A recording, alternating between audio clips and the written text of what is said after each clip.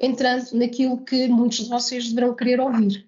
O que mudou, o que vem aí face a 2023, ao referencial e àquilo que já foram as alterações que nós já detectámos da nossa análise, tal como também o Pedro mencionou na introdução. E, portanto, uma das alterações que é mais transversal a esta revisão acabam por ser as referências a tudo aquilo que é software integrado. Embora na versão anterior já existissem estas referências, nesta revisão sai muito mais reforçado que em praticamente todos os requisitos existem então menções muito claras e objetivas relativamente portanto, a requisitos relativos a software, e falamos desde o P2, P3, enfim, em todos os elementos do processo. Portanto, estas questões relativas a software pressupõem também uma maior ligação a outros manuais VDA, como por exemplo o OSPICE. Também da mesma forma, relativamente ao MLA, Maturity Level Assurance, e outros manuais. Aqui também para complementar um pouco a informação, eventualmente para alguns de vós que já tiveram contacto com o Automotive SPICE ou, por exemplo, o 26262, daquilo da nossa análise que já fizemos também, por exemplo, a versão em inglês, encontramos nos exemplos de implementação alguns documentos ou a menção de alguns dos requisitos que aparecem mencionados nessas normas. Também para quem conhece o Maturity Level Assurance, também em alguns requisitos de algumas questões ou até em alguns exemplos de implementação que aparecem, estão relacionados com o Maturity Level Assurance. Portanto, e daqui esta harmonização ou eventualmente até no sentido dos exemplos, das evidências que nós iremos procurar nas auditorias estarem relacionados também com estes dois referenciais. Mas, acima de tudo, também estamos a falar, quando falamos de software, algo que já vinha também já da versão 2016 e que eventualmente alguns recordam-se que já algumas das questões vinham até mapeadas e identificadas com esses requisitos adicionais. Relativamente se puder também fazer um comentário também, até para extrapolar ainda mais essa situação. Já desde há alguns anos, desde há algumas publicações, que se vê todo este alinhamento da VDA entre os vários manuais. Realmente a VDA QMC refere o MLA e quem vier fazer as formações vai ver claramente o alinhamento entre os vários P2 a P7, como referiste, com os vários níveis de maturidade do MLA, mas podemos adicionar aqui outros pontos. A VDA2 de submissão de amostras iniciais está também ela própria já alinhada com o próprio MLA, em que o MLA no Maturity Level 2, o inicial, já começa a falar do PPA, portanto alinharem as várias situações. Portanto, há aqui todo um alinhamento das várias normas VDA, inclusive com as Core Tools associadas, que difere, não que vá contra, mas que difere da própria IATF 16949. A IATF deixa um pouco em aberto ou livre à interpretação ou aos requisitos de cliente certo alinhamento de certas atividades. Quem está habituado aqui a auditar P2, P3 e P4, e vocês vão falar disso também mais daqui a bocado, vai ver que temas como todos estes alinhamentos, como o alinhamento para também garantir o serviço ao cliente, como a parte de aquisições, etc., que é muito mais detalhada que a IATF. Isto foi algo que já em 2016 levou a várias não conformidades a quem fazia a auditoria, incluindo P2 a P4, e imagino que agora com este alinhamento também, com este reforço de alinhamento com MLAs e outros volumes, vai também trazer algumas ratoeiras para quem está a olhar só para a IATF. Portanto, reforçar aqui também esta questão do alinhamento das normas, que em muitos casos nos traz bem mais detalhe, bem mais alinhamento do que a própria IATF.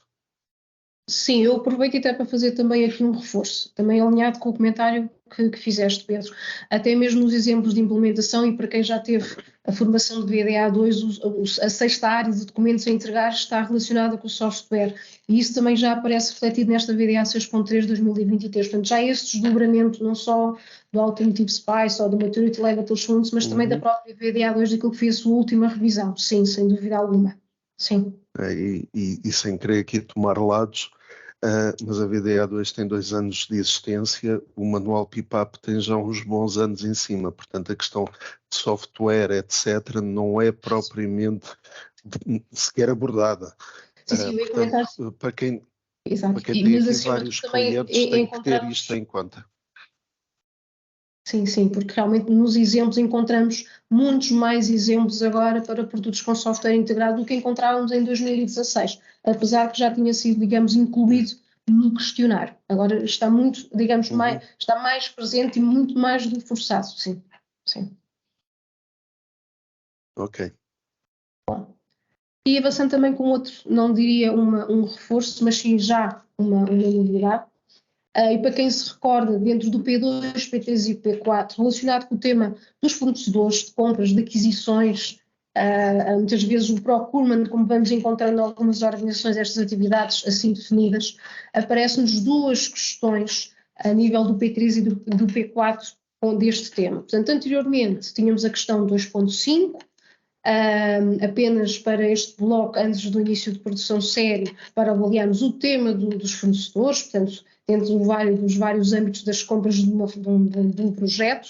Agora, neste momento, com esta revisão 2023, vai permitir auditar não só no P3, na fase de planeamento, mas também na fase de implementação, a industrialização também, de que forma as atividades com os fornecedores estão a ser geridas, estão a ser implementadas e, claro, vai-nos permitir também detalhar muito mais este tipo de tema, o próprio processo de seleção de fornecedores ou, eventualmente, até a sua aprovação para entrar em produção séria. Também podemos dizer que é um reforço. Apesar de tudo, a pergunta 2.5, ela vai se manter tal e qual como nós conhecemos, apesar de alguns pequenos ajustes, face a estas 2 novas questões que aparecem também a nível do próprio questionário. Isto também para falar das questões estrela. As questões estrela, algumas delas vão se manter, mas temos algumas que foram realocadas, portanto foram redefinidas dentro do próprio questionário e foram revistas também. Apesar de tudo e reforçando daquilo que se manteve, a questão estrela irá ser avaliada e auditada da mesma forma. Contudo, são questões de risco especial, tanto para o produto e para o processo, e desse ponto de vista houve aqui, digamos, uma redefinição de algumas delas, outras eventualmente vão se manter pegando em 2 ou 3 chavões como características especiais ou capabilidade, por exemplo, mantém-se como características ou como questões estrela também. Um outro conceito que é agora introduzido nesta versão de 2023 já estava regulado pela BDA desde 2021, no entanto, agora passa a ter uma formalização, que são as auditorias híbridas. Quando falamos de auditorias híbridas, significa que passamos a ter 3 tipos de auditorias distintas: auditorias on-site, auditorias híbridas ou auditorias remotas. Portanto, como é que funciona a seleção de cada tipo de auditorias? Portanto, teremos primeiramente que efetuar uma avaliação de risco e a VDA tem um conjunto de recomendações para qual será a análise de risco que poderá ser feita, no entanto não será mandatória, e existem também critérios que estão definidos no manual relativamente à aplicabilidade dos requisitos em função do tipo de auditoria, seja híbrida, seja on-site ou seja remota. E agora retomamos o tema da análise potencial. Anteriormente vimos o que se mantinha, mas apesar de tudo houve aqui também alguns ajustes neste tema. Portanto, houve a redução para menos uma questão, passou de 36 para 35 questões. Temos 4 questões que foram realocadas, que digamos que houve, digamos, aqui algumas entradas e algumas saídas daquilo que são as questões para a análise de potencial. Contudo, se formos analisar, portanto, os pontos críticos, os pontos de risco, esses sim vão se manter alterados. Depois, eventualmente, aqui avizinhando também algumas alterações vamos falar mais à frente também sobre onde iremos realizar, ou onde este caso ser o relatório desta análise potencial. Relativamente também a algumas alterações em termos de manual. O manual do livrinho vermelho também, que eventualmente alguns têm convosco a versão 2016, existiram capítulos que foram omitidos, foram retirados e que a VDA assim achou que seria pertinente, uma vez que ou o tema já vinha presente noutras normas, noutros capítulos, noutras publicações da VDA, ou já vinham presentes, por exemplo, em normas ISO.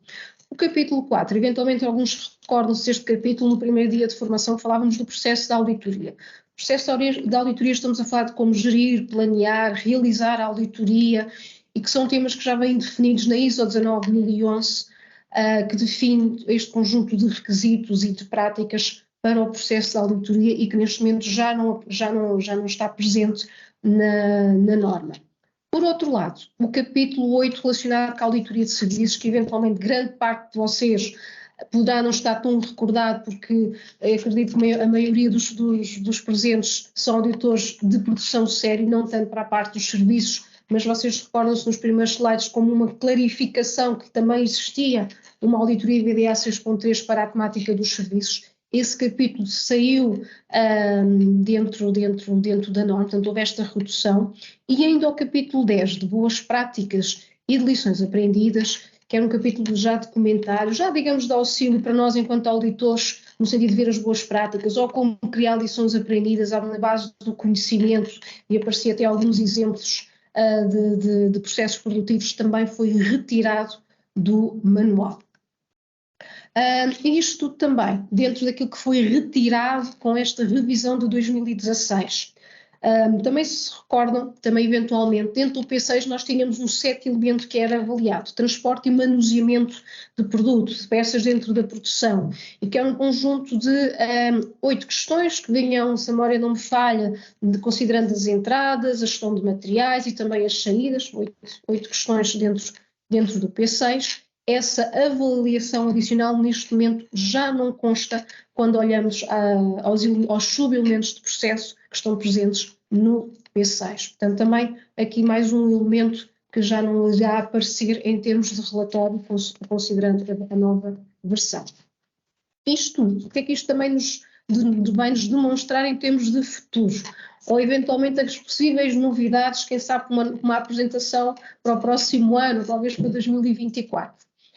São manuais que estão em desenvolvimento e que já vêm até comentados no próprio livrinho vermelho da VDA 6.3. A auditoria de serviços, que passará a estar presente no novo referencial que se encontra em desenvolvimento e que nós mencionamos aqui já como a VDA 6.6 e também a VDA 6.8, que também se encontra em desenvolvimento para a temática da logística, mas também neste momento também não vamos avançar com mais comentários, também não temos informações, mas avizinham-se pelo menos aqui 2 novos referenciais dentro da família da VDA 6. Portanto, este referencial de 2023 inclui também um alinhamento da terminologia com outros volumes, VDA e ATF. Já vimos isto anteriormente, como por exemplo a referência ao SPICE, ao MLA, são alguns exemplos, e também um glossário detalhado online. Portanto, tínhamos a situação até este momento de alguns volumes VDA, em que alguns volumes VDA continham no seu glossário definições ligeiramente diferentes. Portanto, de forma a eliminar esta situação, passa a existir então este glossário online, é um site que está disponível na página da VDA e será também atualizado dinamicamente, portanto não teremos que aguardar por uma nova edição, para uma nova revisão para adicionar novos termos.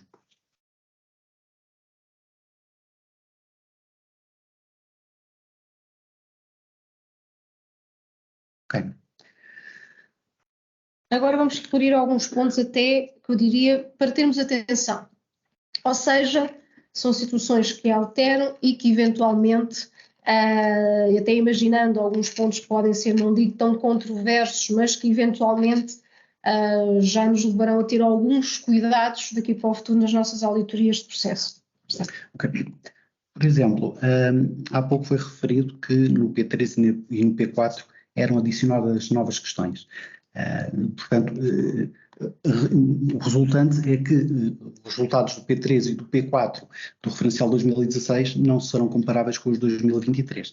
Ora, isto aplica-se a todo o referencial. Portanto, basicamente, apesar de se manter a estrutura, de se manter a forma de pontuação, de se manter a avaliação global, a forma de cálculo da avaliação global, os resultados não são comparáveis devido à inclusão de algumas questões, eliminação de outras e realocação de outras questões. Nomeadamente as questões estrela, que vão ter impacto também a nível da avaliação. Portanto, não é de todo recomendado fazer a comparação.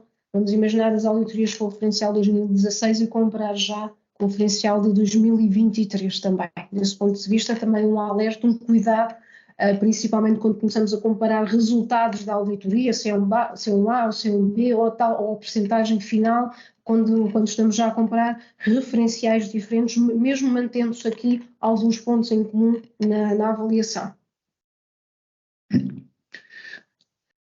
Ora, portanto, a avaliação global é tradicionalmente feita através do cálculo por duas formas, o fecheiro Excel ou plataforma VDA, embora existam algumas empresas também que têm o template interno. De qualquer das formas, o Excel passa a deixar de ser reconhecido pela VDA nesta edição de 2023, sendo obrigatório o uso da plataforma. A plataforma é esta que está disponível no site da VDA para aquisição. E aqui complementando também, porque era algo que nós já, o Pedro agora como recordo, talvez desde 2019, 2018, 2019 já tínhamos esta recomendação e que já abordávamos o tema.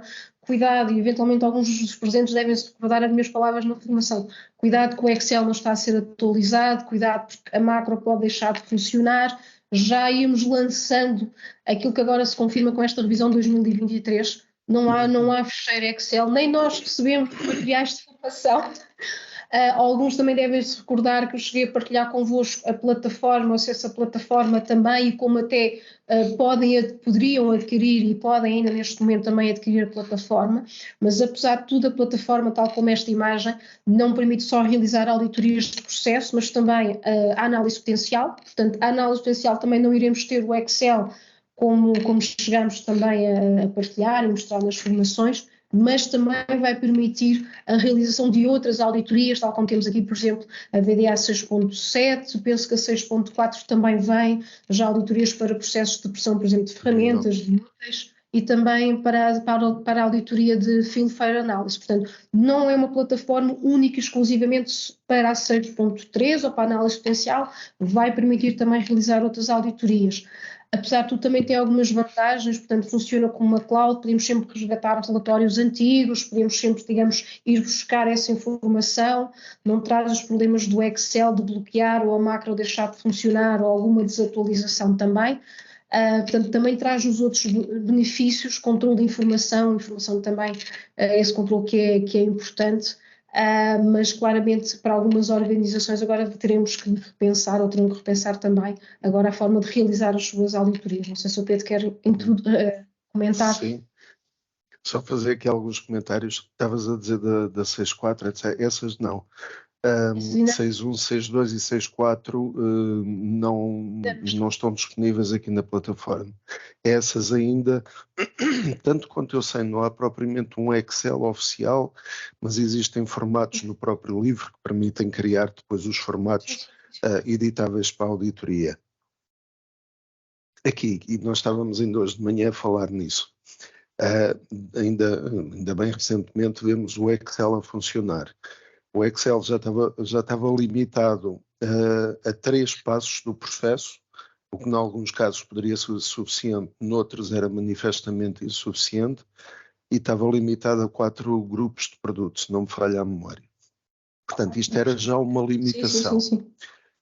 Eu estou a ver algumas organizações a terem a tentação de fazerem algumas adaptações ao Excel e continuarem a usar. Desaconselho vivamente. Partilhando aqui um bocadinho a experiência, nós recebemos o Excel com a versão 2016 e fomos disponibilizando, mesmo já depois de termos a questão da plataforma. Aconteceram situações distintas. Exatamente a mesma folha, o mesmo livro de Excel que no meu computador funcionava, enviava para outras pessoas e no seu computador já não funcionava. Os técnicos da IT saberão explicar o porquê, por causa das macros ou outra coisa, mas o que é certo é que, mesmo pedindo a ajuda deles, não era possível em alguns computadores correr a folha de Excel. Naqueles que era possível, o comentário que deixávamos sempre é: verifiquem visualmente, manualmente, se existe realmente algum critério de desclassificação ou não, porque é o que a Vânia dizia, o Excel não foi atualizado, não foi melhorado, portanto, o objetivo era mesmo passar aqui para esta aplicação. E falando da aplicação, vamos também ver, quer dizer, conheço organizações que fizeram um investimento em várias licenças, sim, mas se estivermos a falar de uma licença por uma organização, eu penso que o preço agora vai aumentar, mas estava na ordem dos 95 ou 99 euros e agora vai passar para 130 ou 140. 119. 119. Desculpa. 119. Okay. Mas, portanto, também não estamos propriamente a falar da compra de um software estatístico ou algo do género. Portanto, a plataforma tem também outra vantagem. Para quem tem que trabalhar com o cara, esta plataforma está muito semelhante também ao cara. Eventualmente terá sido desenvolvido pela mesma empresa. Portanto, pode servir também como treino para depois trabalharem com os organismos de certificação. Ainda relativamente a esta ferramenta, também é importante referenciar que o antigo fecheiro Excel, ou no antigo fecheiro Excel, era muito complicado fazer a gestão de revisões do documento. Hoje em dia, com a plataforma, e já na plataforma 1.0 anterior, as atualizações são feitas online. Portanto, existe um changelog que é possível verificar na mesma plataforma e garantimos qualquer correção, por exemplo, em termos de cálculos, está sempre em linha com aquilo que são os requisitos.